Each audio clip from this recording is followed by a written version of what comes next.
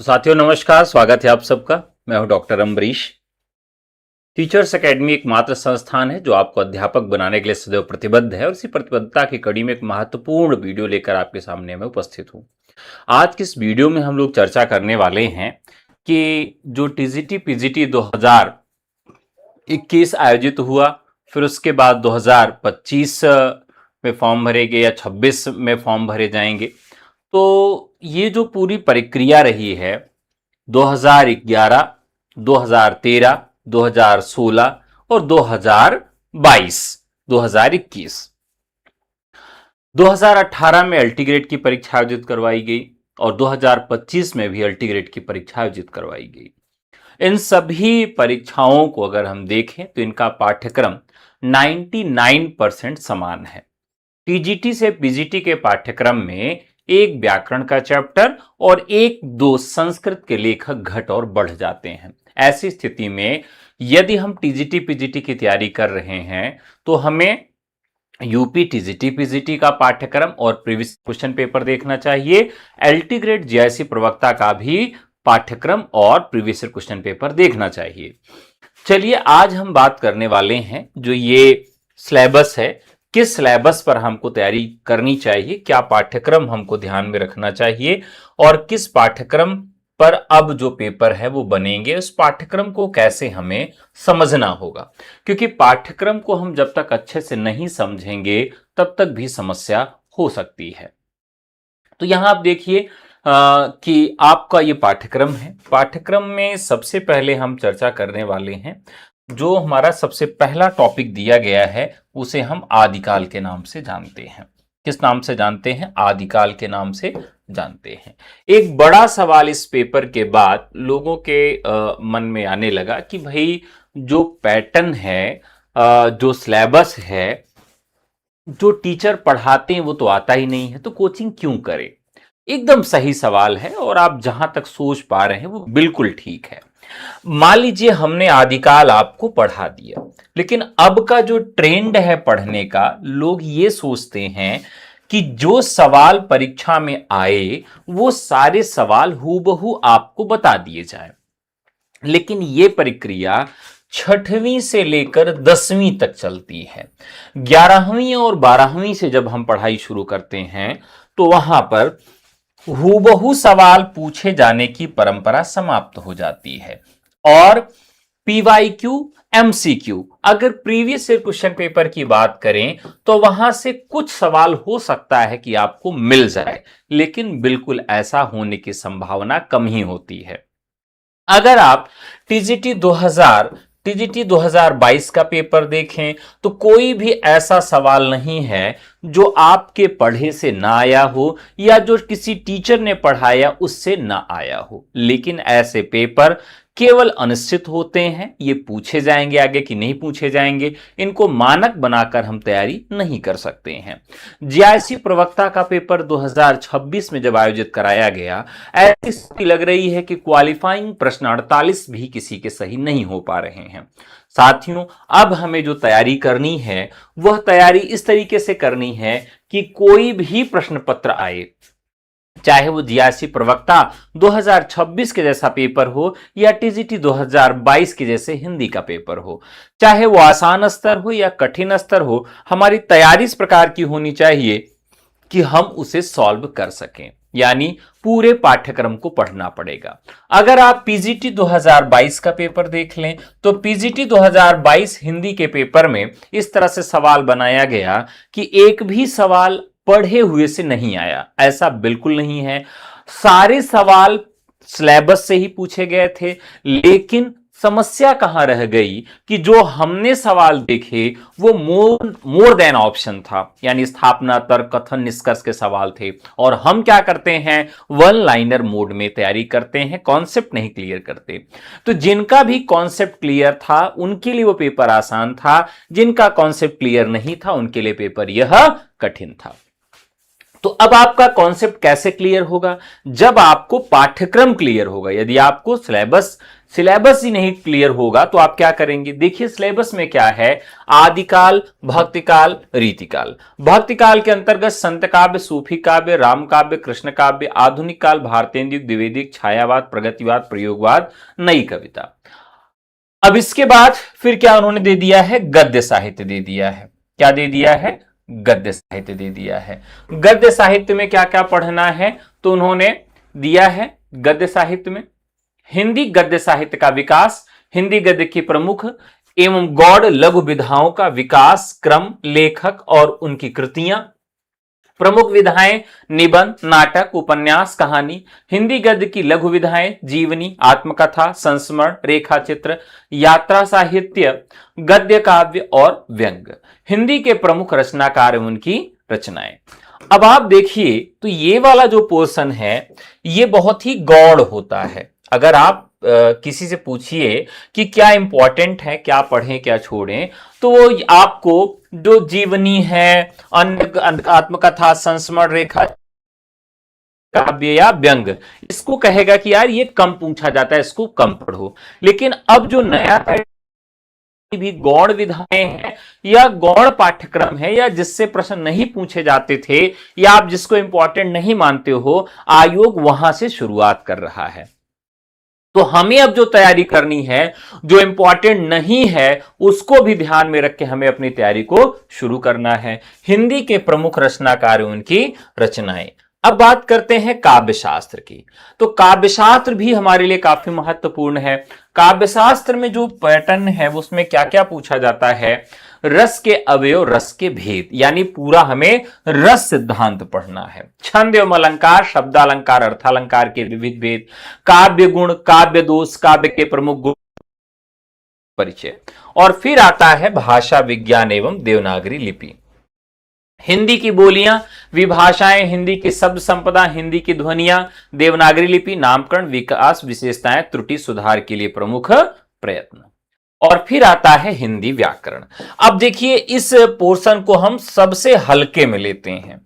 GIC प्रवक्ता 2026, GIC प्रवक्ता 2026 का यदि हम पैटर्न देखें तो एक चीज हमें क्लियर दिख रही है, एक चीज हमें बहुत स्पष्ट समझ में आ रही है कि जीआईसी प्रवक्ता 2026 के पेपर को देखने के बाद लगता है कि मुहावरा भी पढ़ना चाहिए, वाक्यांश के लिए एक शब्द भी पढ़ना चाहिए, क्योंकि इससे भी सवाल गलत हो सकते हैं। इस प्रकार का पेपर उन्होंने बना दिया कि हम सोचने पर मजबूर हो गए कि व्याकरण इन से भी सवाल गलत हो सकते हैं।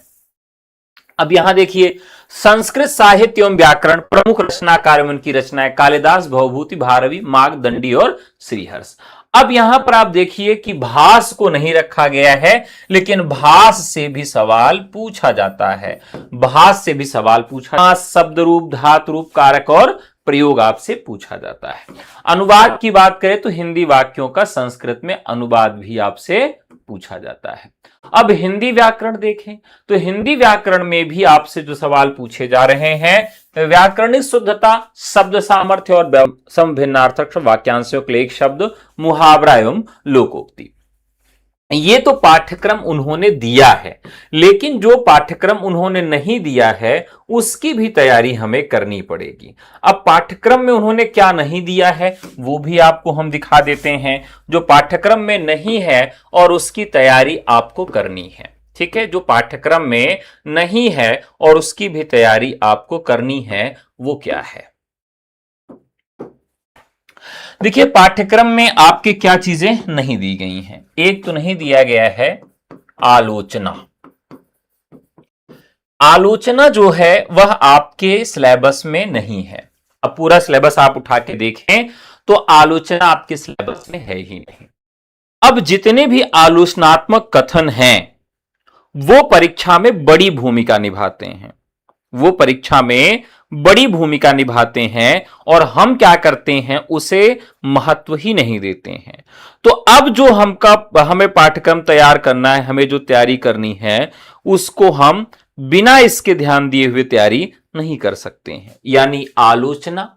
अब आलोचना के लिए हमें कुछ इतिहास ग्रंथ पढ़ने ही पड़ेंगे, उनके बिना हमारा काम नहीं चल सकता। अब आप सेल्फ स्टडी करें या टीचर्स एकेडमी के नए सफलता बैच से जुड़ के तैयारी करें, यह आपके ऊपर निर्भर करता है, या आप कहीं और तैयारी करें। लेकिन बिना इसके तैयारी नहीं हो सकती। नए पैटर्न की तैयारी यदि आपको करनी है तो इन चीजों का आपको विशेष ध्यान रखना पड़ेगा।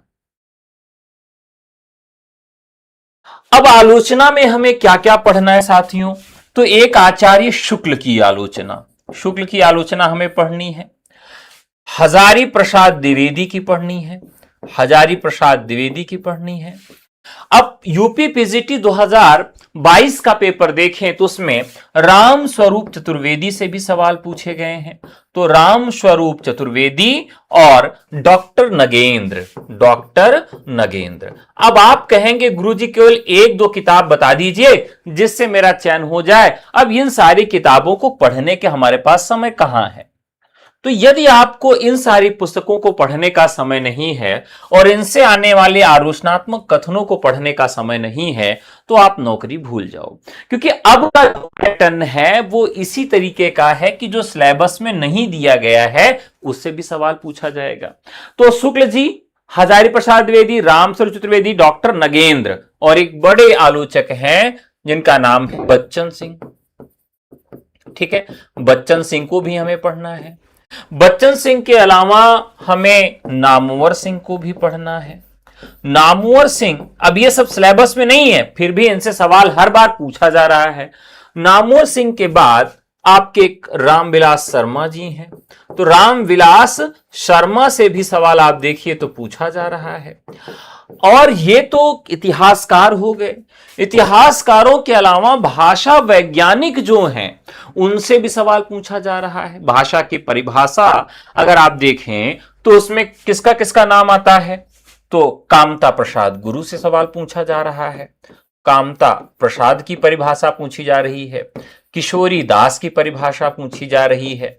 तो ये परिभाषाएं और ये आलोचक आपके यहां सिलेबस में नहीं है फिर भी आपको पूछा जा रहा है, बताना है आपको। अब देखिए, पाश्चात्य काव्यशास्त्र आपके यहां नहीं है, पाश्चात्य काव्यशास्त्र नहीं है। अब एक सवाल आप देखें तो 2021 में इससे संबंधित पूछ लिया गया था। क्या पूछा गया था? देरीदा का विखंडनवाद। अब आप इसको रहने ही दें कि एक सवाल के लिए देरीदा, एक सवाल के लिए पूरा काव्यशास्त्र कोई पढ़ेगा नहीं, छोड़ दीजिए एक सवाल। तो साथियों, इस बार 2022 का पेपर देने के बाद लोगों को यह मालूम चला है कि भैया एक सवाल कितना महत्व रखता है, क्योंकि एक सवाल आप देखिए जिसका 121 है नहीं हो पाया, जिसका 122 था हो गया, जिसका 122 है हो सकता ना हो पाए, 123 वाले का हो। तो एक सवाल आपका चयन होगा कि नहीं होगा यह निर्भर करता है। इसलिए हमें पाश्चात्य काव्यशास्त्र की जो मुख्य सूचना है, अब मुख्य सूचना क्या क्या है? जो रचना और रचनाकार है और उनकी स्थापना है, यानी स्थापना और रचनाकार, ये दो चीजें हमें पाश्चात्य काव्यशास्त्र में भी पढ़ लेनी है। ठीक है, यह सवाल आपसे पूछा जाएगा। अब देखिए, हिंदी व्याकरण जो है इसमें सबसे बड़ा जो पोर्शन आपका है जिससे सवाल सबसे अधिक गलत होते हैं, जिसको हम सबसे कम महत्व देते हैं, वो क्या है? शब्द संपदा जो है। अब इसमें सारी चीजें आ जाती हैं, शब्द, पद, वाक्य, इससे संबंधित जितने भी सवाल हैं। यानी हम कहां से शुरुआत करेंगे? ध्वनि से शुरुआत करेंगे, पद पर आएंगे, शब्द पर आएंगे, वाक्य पर आएंगे। ठीक है, इन सभी से संबंधित जितने भी चैप्टर पैटर्न है आपके यहां हिंदी व्याकरण में, उन्हें अब आपको पढ़ने की आवश्यकता है। अभी तक बिना पढ़े आपका चयन हो जाता था, लेकिन इनको पढ़ने की आवश्यकता है। आप एक डेली डायरी बनाएं हिंदी की वोकैब की, यानी हिंदी वर्णमाला के आधार पर या स्वतंत्र रूप से शब्दकोश की एक डायरी बना लें और सुबह आप उठते ही 10 शब्द लिख दें। मान लीजिए आपने क्या किया, पर्यायवाची जो है पर्यायवाची आपने कितना नोट कर दिया? 10 पर्यायवाची आपने लिख दिया। और ऐसे पर्यायवाची शब्द आपको लिखने हैं जो आपको नहीं आते हैं। ठीक है। और आप सोने से पहले शाम को क्या करिए, इसका रिवीजन कर लीजिए। अगले दिन फिर ऐसे 10 पर्यायवाची समाप्त हो जाए, बिलो तत्सम तद्भव, देशत विदेशत, ठीक है, संज्ञा सर्वनाम क्रिया विशेषण, इस प्रकार से फिर आप मुहावरा लोकोक्ति। तो ऐसे 10 सवाल जैसे ही आप दिन की शुरुआत करें, अपना एक डायरी बनाएं और उस डायरी में प्रतिदिन 10 सवाल, ज्यादा नहीं, केवल 10 सवाल ऐसे शब्दकोश के रखें जो आपको नहीं आते हैं, जो आपको नया लगता है, जो आपको कठिन लगता है। केवल वो 10 नोट कर लीजिए। सोते समय आप क्या करिए, उसको एक बार रिवीजन कर लीजिए। अब आप देखिए कि आपके सिलेबस में काव्य की पंक्तियां नहीं दी गई हैं। क्या दी गई हैं? काव्य की पंक्तियां। काव्य की पंक्तियां जो है वो नहीं रखा गया है कि भाई आपसे काव्य की पंक्तियां भी पूछी जाएंगी। तो काव्य की पंक्तियों पर भी सवाल आपसे पूछा जाएगा पहचान के लिए। आप देखिए जीआईसी पीजीटी में भी पूछा गया, यूपी पीजीटी में पूछा गया, यूपी टीजीटी में पूछा गया। तो काव्य की पंक्तियों को आप कैसे पढ़ें, कैसे याद करें। अब आप मान लीजिए कबीर को पढ़े हैं तो कबीर की सारी रचनाओं को तो पढ़े नहीं है, आपने जायसी को पढ़ा है तो पूरा पद्मावत नहीं पढ़ा है। ऐसे में हम कहां से काव्य पंक्तियां पढ़ें? तो साथियों, जितने भी इतिहास ग्रंथ हैं, जितने भी इतिहास ग्रंथ हैं, उन इतिहास ग्रंथों को देखें। उन इतिहास ग्रंथों में जो काव्य की, अभी जैसे यूपी पीजीटी में देखें, यूपी पीजीटी में आप देखें तो उसमें महादेवी वर्मा की कोई पंक्ति पूछी गई है। किससे पूछी गई थी? महादेवी वर्मा से पूछी गई थी। अब ये किस पुस्तक में मिलेगा महादेवी वर्मा की वो पंक्ति? तो आपको डॉक्टर नगेंद्र के हिंदी साहित्य के इतिहास में वो पंक्ति आपको देखने के लिए मिल जाएगी। कहने का तात्पर्य यह है कि जो भी काव्य की पंक्तियां पूछी जाती हैं किसी इतिहास ग्रंथ में उद्धरण या उदाहरण के रूप में रखी जाती हैं। अब जितने भी इतिहास ग्रंथ हैं वो सारे इतिहास ग्रंथ आपको पढ़ने पड़ेंगे और उनका प्रॉपर नोट्स बनाना पड़ेगा। देखिए जैसे मैंने सभी का इस प्रकार से नोट्स बनाया है और ये नोट्स मैं आपको बनवाता भी हूं। सभी नोट्स मेरे पास प्रिपेयर है। अब आप देखिए इतना मोटा नोट्स है, ये केवल आलोचनात्मक कथन का है, जिसमें आचार्य रामचंद्र शुक्ल, हजारी प्रसाद द्विवेदी, बच्चन सिंह, इन सब को हम समाहित करते हैं। तो जितने भी इतिहास ग्रंथ हैं उनकी काव्य पंक्तियां, उनके आलोचनात्मक कथन, ये आपको दोनों पढ़ने और दोनों तरह का सवाल आपसे पूछा जा रहा है। अब देखिए जो गलती हमसे यूपी पीजीटी में हुई है, हमसे जीआईसी पीजीटी में हुई है, वो दोनों गलतियां हमसे क्यों हुई और उसका पीछे का कारण क्या था कि हमने जो है सिलेबस को नहीं समझा, हमने सिलेबस को नहीं समझा। अब देखिए जो भी सवाल आपसे इन दोनों परीक्षाओं में गलत हुए हैं वो सारे सवाल कैसे हैं? कॉन्सेप्चुअल हैं, परिभाषा पर आधारित सवाल हैं। तो परिभाषा आपको अगर नहीं क्लियर है, आपको कॉन्सेप्ट नहीं क्लियर है, तो स्थापना और तर्क के सवाल आप गलत कर देंगे। ठीक है, तो अब जो हम तैयारी करें वो किस चैप्टर की अगर हम तैयारी कर लें, मान लीजिए हमने आदिकाल की तैयारी पूर्ण कर ली। अब आदिकाल पर हम कैसे सवाल बनाएं? एक तो वन लाइनर सवाल हम पढ़ लें पूरे, और दूसरे हम किस तरह के सवाल पढ़ लें, जो भी इसके व्याख्यात्मक सवाल पूछे जाते हैं उन सवालों को भी हम पढ़ लें। ठीक है, तो दोनों तरह के जो सवाल हैं, आदिकाल हमने देखा, तो आदिकाल में हमें क्या पढ़ना है? हमें दोनों तरह के सवालों को पढ़ना है। यानी अब देखिए आप ये समझ लीजिए कि हमें सिलेबस पढ़ना कैसे होता है। आदिकाल को आप क्या करेंगे? पहले पढ़ेंगे, ठीक है, पढ़ेंगे, फिर दूसरे चरण में क्या करेंगे? इसका पीवाईक्यू करेंगे, और फिर तीसरे चरण में आप इसका क्या करते हैं? एमसीक्यू करते हैं। और एमसीक्यू में हमें दोनों तरह के सवालों को एमसीक्यू में लाना है। एक तो हमारे जो कठिन स्तर के सवाल हैं और दूसरे जो आसान स्तर के सवाल हैं। आसान स्तर का सवाल आता है तो हमारा मस्तिष्क ये सोचता है करे यार इतना आसान सवाल है, इसमें तो कुछ रखा ही नहीं है, और आसान सवाल समझकर हमारा मस्तिष्क उस सवाल का उत्तर गलत करवा देता है। तो हमें क्या करना है कि जब भी आसान सवाल आए तो हमारे मन में एक बात आनी चाहिए कि यार ये तो मुझसे गलत ही हो जाएगा। अब यदि आप मेरे यहां प्रवेश लेके पढ़ते हैं तो आपको कितने मॉडल पेपर दिए जाएंगे? तो 10 मॉडल पेपर परीक्षा के ठीक पहले दिया जाएगा। परीक्षा के ठीक पहले 10 मॉडल पेपर दिया जाएगा, और इसके अलावा हर एक चैप्टर पर आपको वस्तुनिष्ठ प्रकार के सवाल कराए जाएंगे। किस पैटर्न पर कराए जाएंगे? तो कठिन पर भी और आसान दोनों पर कराए जाएंगे। एक सबसे बड़ी गलती हम ये करते हैं कि हम ओएमआर सीट पर बिल्कुल प्रैक्टिस नहीं करते हैं, और हमारा हश्र ये होता है कि जब परीक्षा होती है तो हम ऐसे कई सवाल गलत कर देते हैं जो हमें आते रहते हैं। क्यों गलत कर देते हैं? क्योंकि ओएमआर और बुकलेट में हम अलग अलग उत्तर चुनते हैं। बुकलेट में हमने कोई दूसरा उत्तर चुना और ओएमआर पे हमने कोई दूसरा उत्तर चुना है, तो इससे और भी समस्या बढ़ जाती है। तो आपको परीक्षा से पहले कम से कम 20 ओएमआर सीट पर आपको पेपर सॉल्व करना है। कितना? 20 सेट आपको सॉल्व करना है। किस पर सॉल्व करना है? ओएमआर सीट पर। तो अगर आप 20 सेट ओएमआर सीट पर परीक्षा से पहले पेपर सॉल्व कर लेते हैं तो 4 से 5 सवाल जो आपके आते हुए गलत हो जाते हैं, उसकी मैं गारंटी लेता हूं कि वो गलत नहीं होंगे। ठीक है, तो आप ये समझ लीजिए कि जो अब नया पैटर्न है, उस नए पैटर्न में हमें क्या क्या चीजें ध्यान रखनी है, कैसे हमें सिलेबस को पढ़ना है। अब जैसे हम सिलेबस पे चलते हैं, अब यहां पर अगर हम देखें तो आदिकाल है, भक्तिकाल, रीतिकाल, संत, सूफी, काव्यधारा, रामकृष्ण काव्य, रीतिकाल, आधुनिक काल, भारतेंदु, द्विवेदी, छायावाद, प्रगतिवाद, प्रयोगवाद, नई कविता। अब इस प्रकार से गद्य साहित्य है। अब इनका हमें क्या होना चाहिए? प्रत्येक काल की हमें परिभाषा और प्रवृत्ति, प्रत्येक काल की हमें परिभाषा और प्रवृत्ति याद होनी चाहिए। क्या क्या याद होनी चाहिए? परिभाषा भी याद होनी चाहिए और प्रवृत्ति भी याद होनी चाहिए। इसके अलावा उसकी अगर कोई विशेषता है उस काल की, तो वह भी हमको याद होनी चाहिए। और इससे ही आपका काम नहीं नोट्स बनाएं, तो नोट्स में किन चीजों का ध्यान रखें? किसी भी काल, मान लीजिए कोई आदिकाल है, कोई काल हमने लिया, आदिकाल लिया, तो आदिकाल की परिभाषा, प्रवृत्ति, विशेषता, रचना, रचनाकार। और अब इसमें हम क्या करेंगे कि इसमें काव्य की पंक्तियां, काव्य पंक्ति और कथन, इसको भी इंक्लूड कर लेंगे।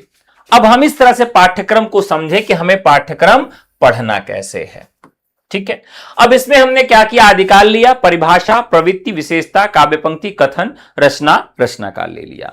अब जब अगला चरण आएगा तो अगले चरण में हमें साथियों क्या करना है? अगले चरण में क्या करना है? यहां हमको 2 तरह के सवाल बनाने हैं। कौन कौन से? स्थापना तर्क के सवाल, कथन कारण के सवाल, कूट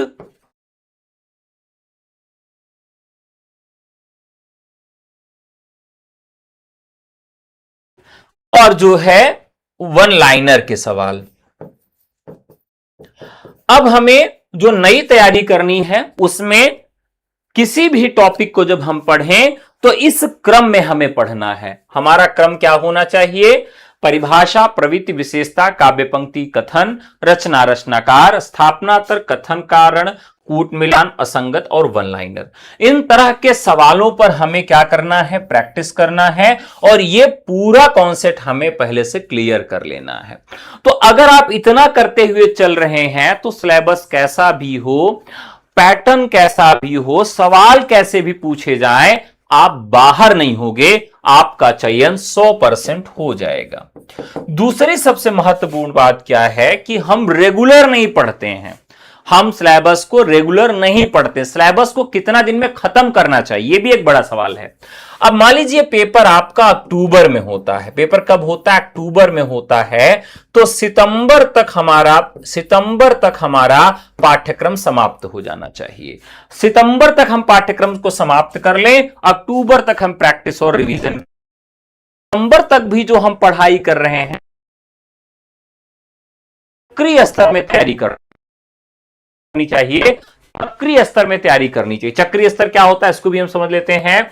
तो सितंबर में अगर हम देखें हमारा पेपर, अक्टूबर में पेपर है, तो हम क्या करें कि सबसे पहले जो पढ़ रहे हैं, जो पढ़ रहे हैं उसका रिवीजन सेम डे करें। मान लीजिए आपने कोई चीज आज पढ़ी, आपने क्या पढ़ा आज? आदिकाल पढ़ा। आदिकाल में क्या पढ़ा आपने? सिद्ध साहित्य पढ़ा। तो सिद्ध साहित्य जो है इसको पढ़िए भी और आज इसका रिवीजन भी कर लीजिए। ठीक है, ये दो काम आपने कर लिया। अब जैसे ही आदिकाल पूरा समाप्त हो जाए, क्या समाप्त हो जाए? जैसे ही आदिकाल पूरा समाप्त हो जाए, अब पुनः आप सभी टॉपिक का रिवीजन कर लें और सभी टॉपिक का रिवीजन करने के बाद आप क्या करें? सबसे पहला काम करिए PYQ यानी previous year question paper solve करें कि हमने जो पढ़ा उससे जो भी सवाल प्रीवियस ईयर आए हैं वो फंस रहे हैं कि नहीं फंस रहे हैं। तो आपने PYQ कर लिया। अब PYQ करने के बाद जो नेक्स्ट हमारा काम है वो क्या है? MCQ का है। किसका है? MCQ का है। तो हमने तैयारी कैसे शुरू की? इस क्रम में हमने तैयारी शुरू की सिलेबस को पढ़ने की। हम क्या करते हैं कि किसी एक गाइड और किसी एक किताब से, एक वस्तुनिष्ठ किताब से तैयारी करके चयन पाना चाहते हैं, नहीं होगा चयन। अगर आप किसी एक गाइड, किसी एक नोट्स के भरोसे हैं तो चयन नहीं होगा। पूरा सिलेबस आपको डिफाइन करके पढ़ना पड़ेगा और उसका नोट्स प्रॉपर बनाना पड़ेगा। नोट्स बनाने के बाद देखिए, आप जब किसी चीज की तैयारी करते हैं तो उसका एक चरण होता है। पहला चरण क्या होता है? पहला चरण में आपको ध्यान रखना है, पढ़ना होता है। इसी में आप कैसे पढ़ेंगे? कोई चीज देखेंगे, ठीक है, कोई चीज क्या करेंगे? सुनेंगे, ठीक है। तो पढ़ेंगे, देखेंगे, सुनेंगे और चौथा चीज इसमें आता है पढ़ाएंगे। क्या होता है? पढ़ाएंगे। तो आप कहेंगे कि हम किसको पढ़ाने जाएं? हम किसको पढ़ाने जाएं? तो पढ़ाएंगे में आप क्या करें कि खुद ही उस चीज का नोट्स बनाएं और खुद ही उसको मोबाइल पर रिकॉर्ड करें। अब मान लीजिए आदिकाल की सभी रचनाकार आपने पढ़ लिए। अब रचनाकारों को पढ़ने के बाद अपना मोबाइल का कैमरा ऑन करिए और आप याद कर करके उसको रिकॉर्ड करिए। तो देखिए, किसी भी चीज को जब हम 4 तरीके से पढ़ते हैं तो जल्दी याद हो जाता है और भूलता नहीं है। और कभी आपको तुक्का भी मारना पड़े तब भी आपका वो सवाल गलत नहीं होगा। यानी सब आप ये चरण करिए, पढ़ना, देखना, सुनना, पढ़ाना। ये चारों चीजें अगर आपके टीचिंग लर्निंग में शामिल हो जाती हैं तो साथियों, जो एक्यूरेसी है याद रहने की वो कितनी परसेंट पहुंच जाएगी? 90% संभावना होगी कि जो आप पढ़ लेंगे वो भूलेगा नहीं। आप लोग करते क्या हैं? मान लीजिए किसी का नोट्स आप पा गए। अब इसमें एक चीज और है, लिखना। क्या है? लिखना। आप किसी का नोट्स पा गए तो आप लिखने वाला काम तो करते ही नहीं हो, यानी एक चीज आपकी चूक गई। आप अगर किसी क्लास को नहीं कर रहे हैं तो आप क्लास देखते भी नहीं हैं। सुनना, अब आप किसी से सुन के लिखेंगे तो आप सुन भी नहीं रहे हैं।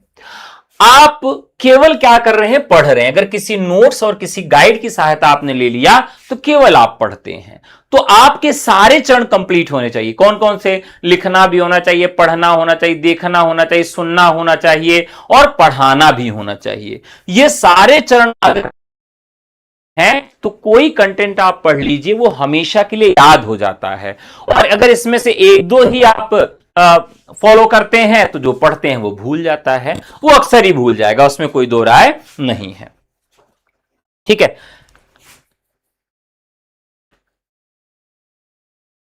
एक बार आप सबका कमेंट्स देख लें हम।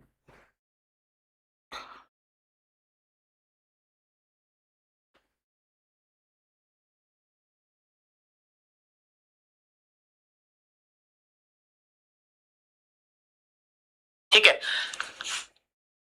सर, मैं 3 साल से आप तैयारी कर रहा हूं, 120 नंबर थे, इस बार नहीं हुआ, क्या फिर से कोर्स लेकर पढ़ना पड़ेगा? नोट सब बना रखा है। देखिए, एकदम बहुत बहुत सही सवाल है।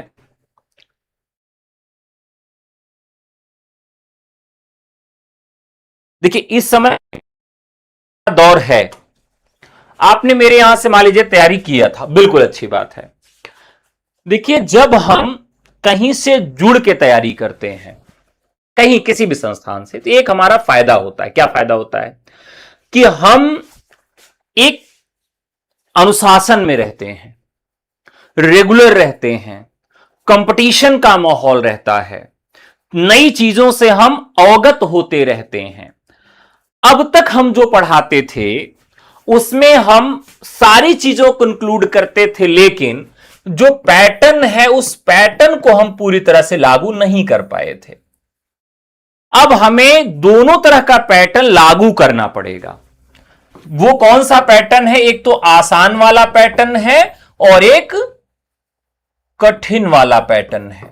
दोनों पैटर्न के हमें एमसीक्यू और पीवाईक्यू आपको करवाने पड़ेंगे। दोनों तरह का पैटर्न कराना पड़ेगा और दोनों पैटर्न को ध्यान में रख के तैयारी भी करनी पड़ेगी। ठीक है, अब आप अपने से ही तैयारी करें, लेकिन आपका एक ग्रुप होना चाहिए। देखिए, इस समय बहुत ही ज्यादा निराशा है, ज्यादातर लोग बहुत निराश हैं, फ्रस्ट्रेट हैं। कुछ लोग तो ये सोच रहे हैं कि सर मुझे तैयारी ही नहीं करना है। जिस दिन रिजल्ट आएगा उस दिन लगेगा कि ये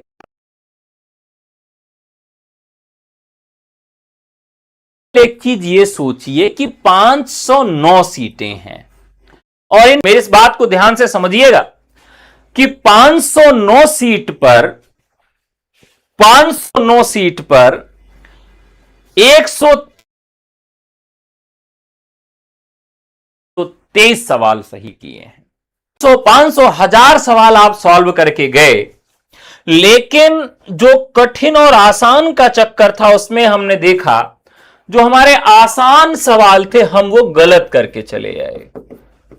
आप में से अगर किसी का 120 सवाल है, बता रही हैं 3 साल से आप तैयारी कर रही हैं, आप खुद ही बताइए कि आपने आते हुए कितने सवाल गलत कर दिए। ईमानदारी से बताइएगा, आपने आते हुए कम से कम 2 सवाल तो गलत किए ही होंगे और आज आपका वही 2 सवाल सही हो जाता तो आप डीवी करवाती, आप फाइट में रहती। कहने का तात्पर्य यह है कि हमें उन सब को पुनः तैयारी करनी चाहिए जिनका 115 से 120 के बीच में जितने भी लोग हैं उनकी तैयारी पर कोई शंका नहीं है। ते हैं बस आयोग की घटियापंथी है और किस्मत आपकी साथ नहीं दी। अब हमें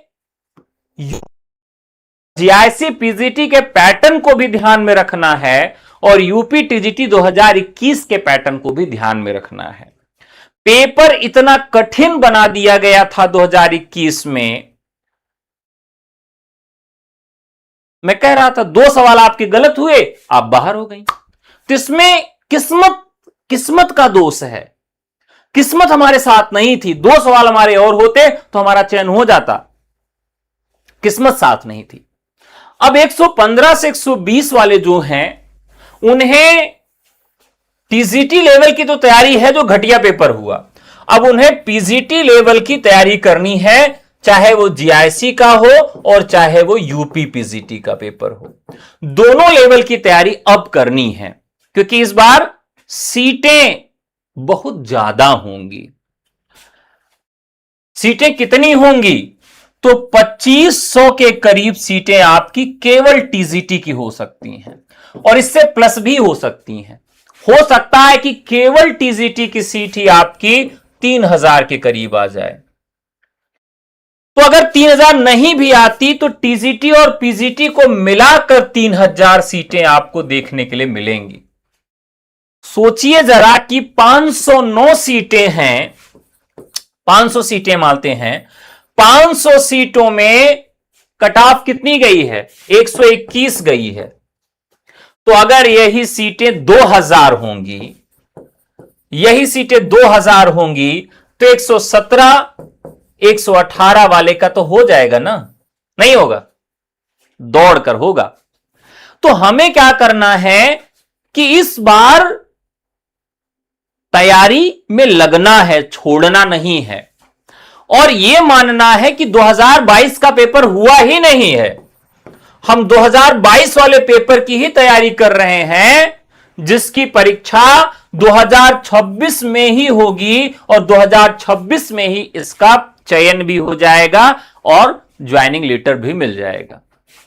तो 2026 में ही पेपर होगा, 2026 में ही ज्वाइनिंग होगी। आपको मानना यह है कि 2022 का ही पेपर नहीं हुआ है, हम 2022 का ही पेपर देंगे। यह हमें अभी से सोच लेना है।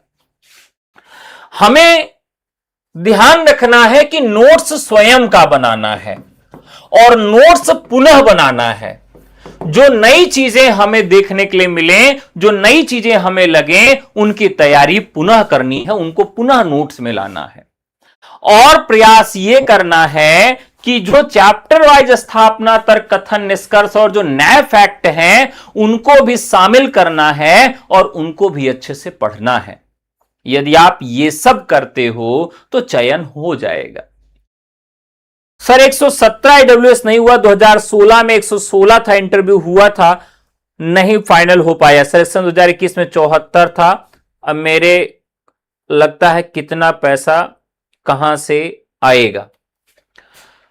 दीपक जी, जिस समय आपको यह लग जाए कि नौकरी नहीं मिलेगी, मैं बहुत बड़ी बात कहने जा रहा हूं, ध्यान समझिएगा। जिस दिन आपको यह लग जाए कि आपको नौकरी नहीं मिलेगी, उस दिन से नौकरी की तैयारी की जाती है। जिस दिन आपको लग जाए कि आपकी नौकरी कहीं नहीं लगेगी, आप किसी लायक नहीं हैं, उस दिन से शुरुआत की जाती है तैयारी की।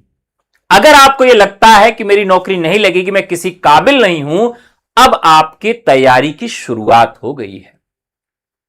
दूसरी चीज, इतनी बड़ी अपॉर्चुनिटी आपके पास है, अब ये जी आप खुद बताइए, धांधली हुई या नहीं वो तो अब हम क्या ही कह सकते हैं उस पर, लेकिन आप ये बताइए कि 125 सवाल आए थे, उसमें 120 122 सवाल किए जा सकते थे कि नहीं किए जा सकते थे?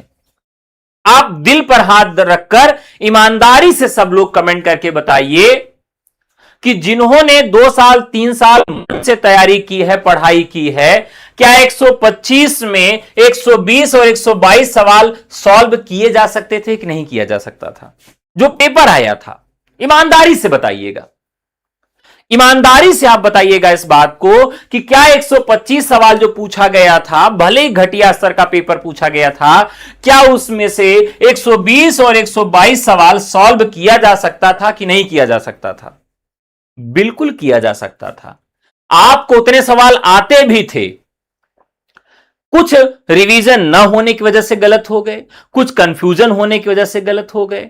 यानी सारे सवाल आपने देखे थे, सारे सवाल आपने पढ़े थे, 2 से 3 सवाल ऐसा था जो नया था, बाकी 120 122 सवाल आपका एकदम रिपीटेड, एकदम पुराना पैटर्न पर था। तो अब इसमें ध्यान रखिए कि गलती किसकी है। एक तो गलती सबसे बड़ी आयोग की है और दूसरी गलती हमारी, दोनों लोगों की गलती है। तो हम दोनों लोग इस चीज की गलती को माने। देखिए, इस दुनिया में महान वही होता है जो गलती माने। आयोग तो गलती नहीं मानेगा।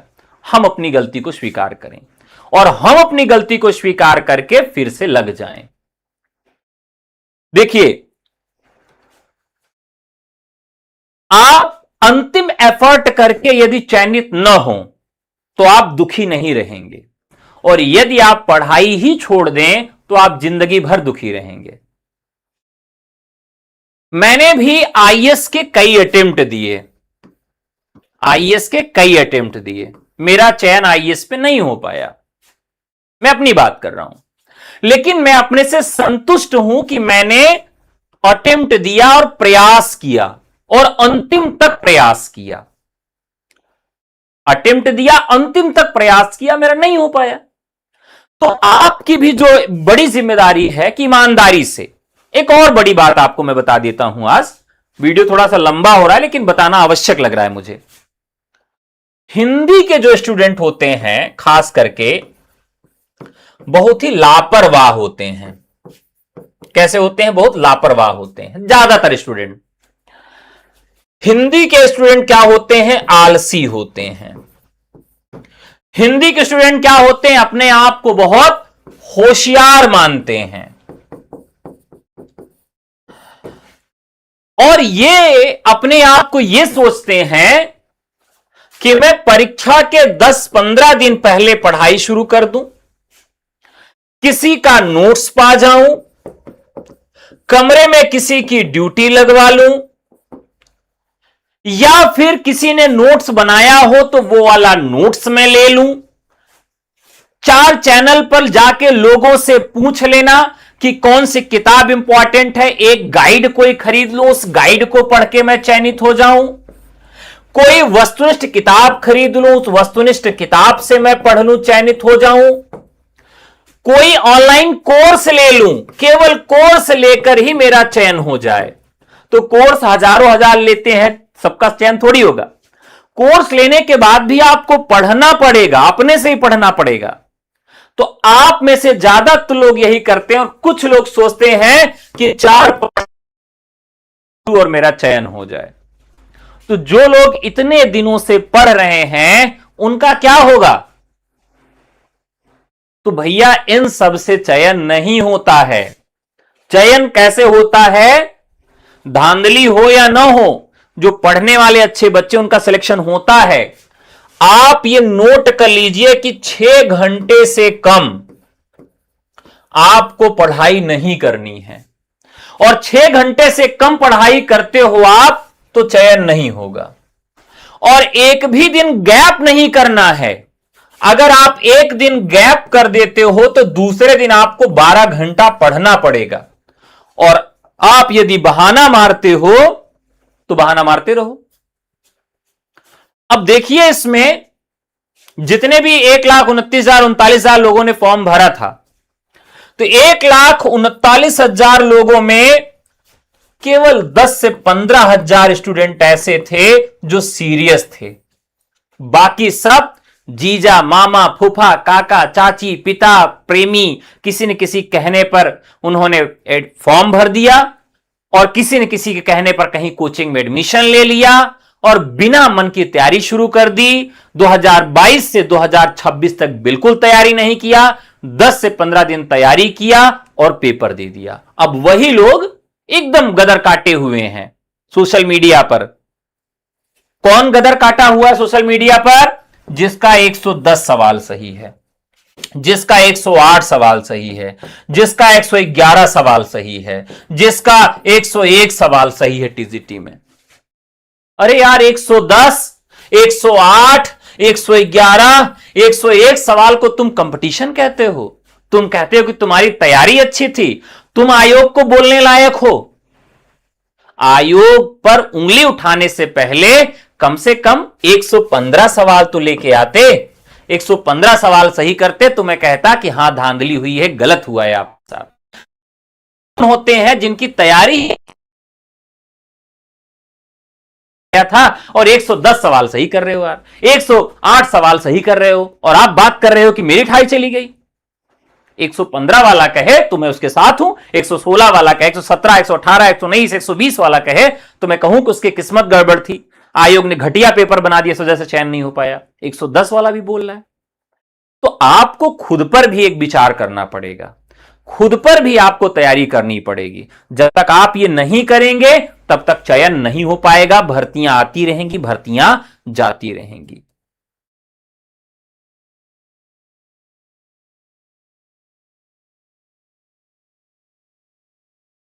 देखिए, ईडब्ल्यूएस में जिसका चयन हुआ है वो सेफ है। ईडब्ल्यूएस में जिसका कॉलिंग हुआ है वो सेफ है। क्यों सेफ है? क्योंकि आप ईडब्ल्यूएस में आपका चयन हो गया, अब आपकी मेरिट ज्यादा नहीं जाएगी, ज्यादा भी जाएगी तो आप जनरल में आ जाओगे। तो यहां पर कोई टेंशन लेने वाली बात नहीं है। हां, जिसने मेहनत की उसका 120 सही होगा, जिसने मेहनत की उसका 118 सही होगा, जिसने मेहनत की उसका 117 सही होगा, जिसने मेहनत की उसका 119 सही होगा। यार, बिना मेहनत का 10 से 15 दिन भी जिसने अच्छे से पढ़ लिया होगा उसका 110 सही हो जाएगा। लेकिन 110 से आगे एक एक सवाल पढ़ाने में उसी का बढ़ेगा जिसने मेहनत की है। ठीक है, तो किस्मत की बात है, क्या ही कहूं।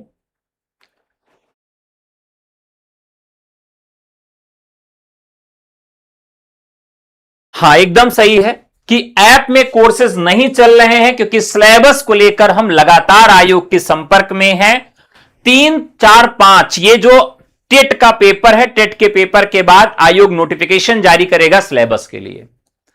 तो वैसे कंफर्म हो रहा है, कुछ विषयों में कंफर्म हो गया है कि सिलेबस वही रहेगा। तो सिलेबस को हम लोग वेट कर रहे थे और बहुत सारे स्टूडेंट्स का टीजीटी का पेपर था, इसकी वजह से भी वेट कर रहे हैं टेट का।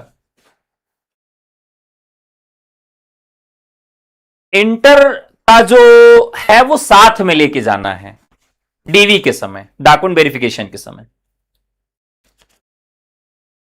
तो चलिए शुरुआत करते हैं। चल नई शुरुआत कर, एक नई शुरुआत करते हैं नए दमखम के साथ, नए जोश के साथ, बिल्कुल नए तरीके से। इस बार एक सीट लेकर रहेंगे, प्रतिबद्ध रहेंगे। 6 महीने में आपको नियुक्ति मिलेगी। आप मुझे केवल 150 दिन दे दीजिए और 150 दिन पूरी दुनिया से कट जाइए। 150 दिन आप पूरी दुनिया से कट जाइए, आपको नौकरी मिल जाएगी। सब कुछ छोड़ दो, सोशल मीडिया, फोन, रिश्तेदार, नातेदार, सबको त्याग दो, सबको छोड़ दो। 150 दिन आप मुझे दे दो, बस हो जाएगा। चलिए, तो सफलता बैच हम कल से शुरू कर रहे हैं। सफलता बैच कल से शुरू कर रहे हैं, यानी 3 जुलाई से। आप हमें व्हाट्सएप करके हमारे बैच से जुड़ सकते हैं। अभी ऑफर भी चल रहा है। नंबर क्या होगा? 9628 95 92 37।